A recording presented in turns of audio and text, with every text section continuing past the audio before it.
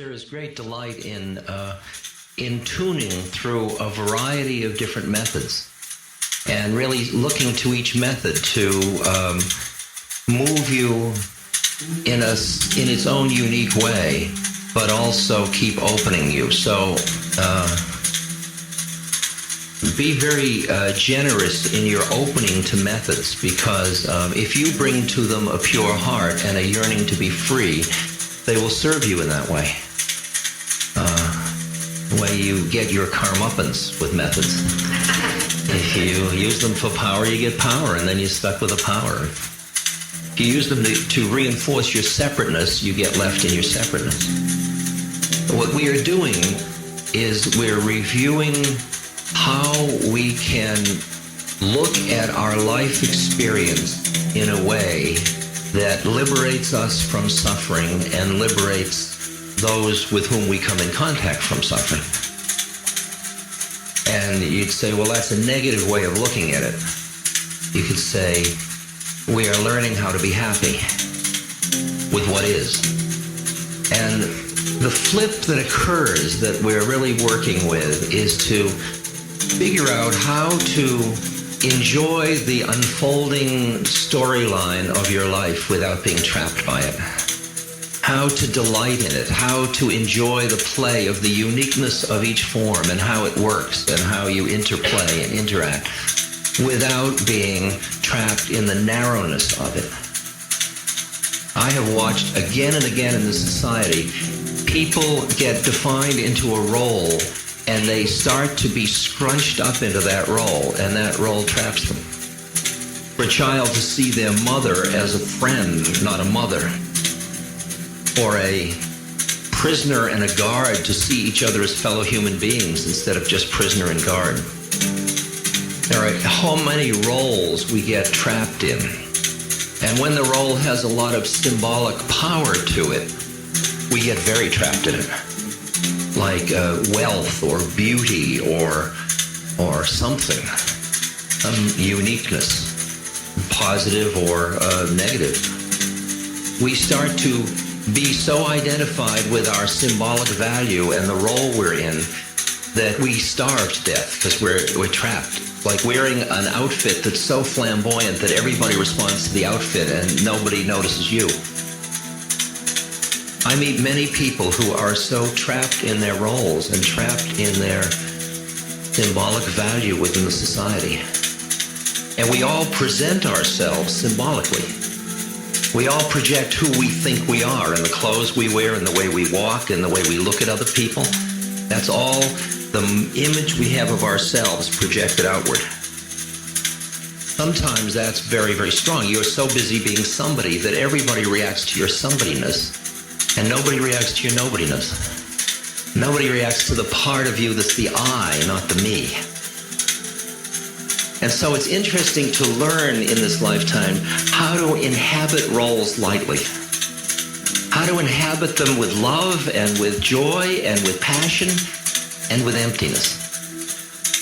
How to delight in the game, in the dance, in the leela, in the play. And begin to see your life experiences as grace, as a set of opportunities through which you can become free. They were handed to you. It's bizarre to get to the realization that there are no errors in the game. That the ones that have been handed to you were tailor-made for you. All of your neuroses and your sorrows and your problems and life's all the stuff. No error. Would you just conceive of that possibility for a moment? You have to buy in. I mean, that's my sugar to business. Just conceive of it for a moment, that there are no errors in the game. In the sense that you as a soul are a karmic entity. And that karmic entity, using senses, using forms, creates out of the stuff of the universe those forms through which its attachments and aversions create, through which it interacts in order in the awakening phase to go beyond the attractions and the aversions. In other words, to get free of your attractions and aversions, you got to get them to manifest, to deal with them. And then you deal with them without juicing them up with intention, but just being with them. very weird, very dense stuff. But it's really tasty, because you begin to look at your life, the curriculum that's unfolding. It's fun for me, like, because I play with my guru, who's a dead guru. I mean, he's an illusion. He's my imaginary playmate. I mean, if you're going to have an imaginary playmate, pick one that is wise, funny, a rascal, cosmic giggle, and very loving. And dead is really helpful.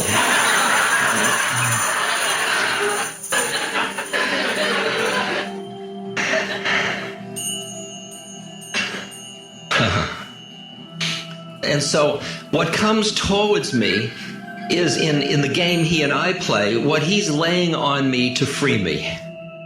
Now that's real crazy. Well, what do you got in store for me today? Well, look at this one. So. I mean, there are wonderful little lessons in my life along the way.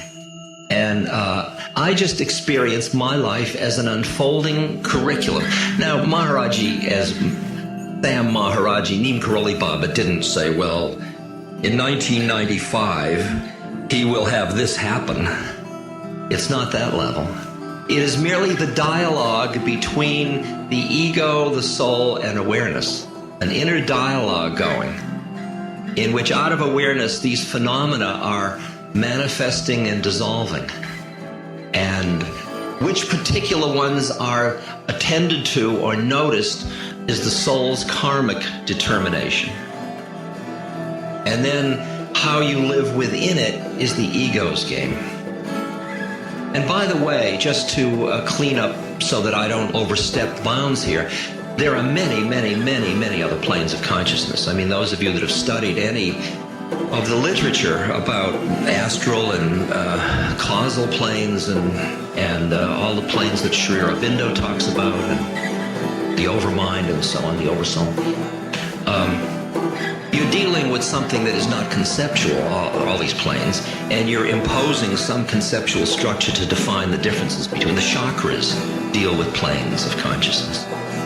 So the soul is not only doing work on this plane, but is doing work on a lot of other planes as well. Karma is being run through. So a lot of your dreams, which may not make sense on this plane, have function. It's like your soul's dreaming. And then you wake up and you remember a little bit, and the ego tries to figure out what it's about. But it's really the soul's business. That's fun. I mean, just using soul lightly now. Don't use it in heavy sense, because as every Buddhist knows, it ultimately dissolves. It's just a step on a ladder you use in order to extricate yourself from your ego trip. And be careful, the word extrication does not mean dissociation or denial. It does not mean pushing away. It means breaking the identity with. But I can have my MG, and it can be my MG. Like last night, there was an old car parade, and everybody was busy being their old car. I'm a DeSoto, and I'm a Packard, and I'm a cut Chevy. And you could see the identity with the form. So I can say it's my MG and be identified with the MG, or I can say, I love it. It's a wonderful car. I take care of it, and I certainly enjoy driving it, and it's an MG. And I can say it's a body. I love it. I enjoy it. I'm working with it. I'm doing the best I can with it. It is slowly decaying. It's probably going to decay and die, I assume. I have no reason not to think it's not going. And the interesting question is, how do I manage that temple? Temple for consciousness. How do I take care of my body? How do I do it without being trapped by taking care of it? You will watch that the minute you get something wrong with you, your consciousness will narrow. If you're not very careful until you're busy being your symptom. And the caricature of all the old folks sitting on the bench in St. Petersburg or in Arizona, having their morning organ recital, describing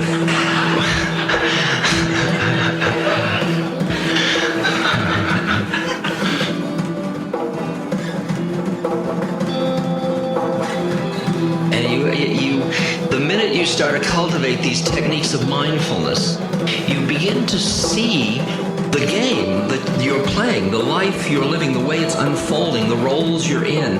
What you'll learn is that you have a unique karmic predicament, and that will manifest in certain ways at each moment. And to the extent that you push against the manifestation, it takes a lot of juice. To the extent you cling to the manifestation, it takes a lot of juice. And ultimately, what you're doing is dancing deeply but lightly. There's no clinging. The statement, hold on tightly, let go lightly. Be in it, but don't cling. And to separate, it's interesting because when we love somebody, we want to possess them. We want more of them. We want to collect. We keep wanting to hold it. And we keep getting all of these old, moldering, dead butterflies in our collection. You know, old loves that were a moment of love, and then we destroyed it through possessing it. And the letting go and letting go and letting go, holding tightly, letting go, holding tightly of your interpretation of the moment and letting go. Like, what is this moment? There are dozens of ways, hundreds of ways. If each person defined this moment, we would define it in each in our own unique way. And yet we are sharing a moment. And if you get into that's my take, and this is the only reality, I work a lot with the third Chinese patriarch of Zen, and I just take phrases. I mean, I always work with the first phrases, which you've all heard. The great way is not difficult for those who have no preferences. And you think about all the preferences you have: color, food, people, places, comforts, experiences. Think of them, think of the thousands. You're a sea of opinions and prejudices and attitudes and wants and dislikes and so on. And think of how many times you've gotten caught in them, of being a person with an opinion. And feel how contracting that is. And you say, but I've got to have opinions. I mean, how will I know whether to walk across the street or not?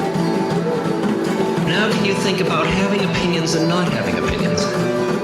Stretch your mind a little bit to allow for the possibility that you can functionally have opinions, but that you are not trapped by them, that you're lightly in them. Yeah, sure. If you say to me, I said, gee, it's cold in here, could we warm it up? But I'm not spending the rest of the day having been cold just then.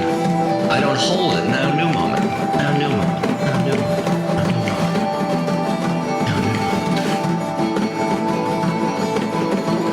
Here are just two of the phrases, the stanzas, slogans. With a single stroke, we are freed from bondage. Nothing clings to us, and we hold to nothing. All is empty, clear, self-illuminating. Third plane, awareness. Clear, illuminating, present.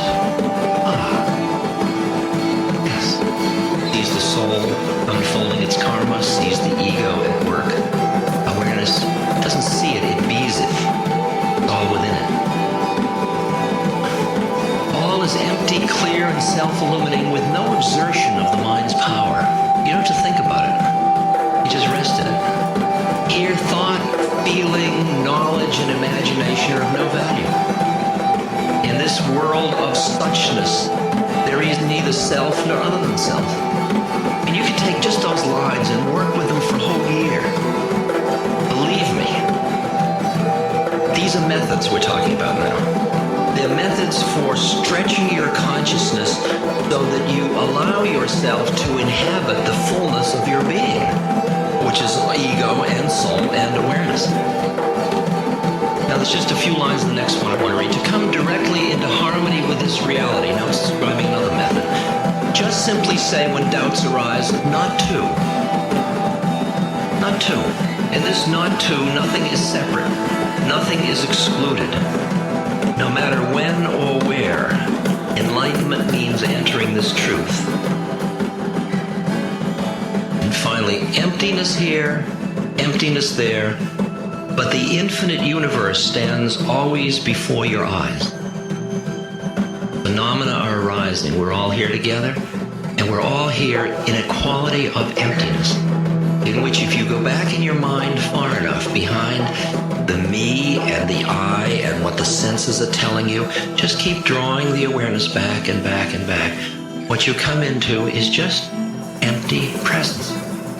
And yet all the phenomena are here. But the mind isn't grabbing at the phenomena. It's not clinging, it's not avoiding, it's not pulling, it's not pushing. It's not coming, it's not going. It's just, Another moment.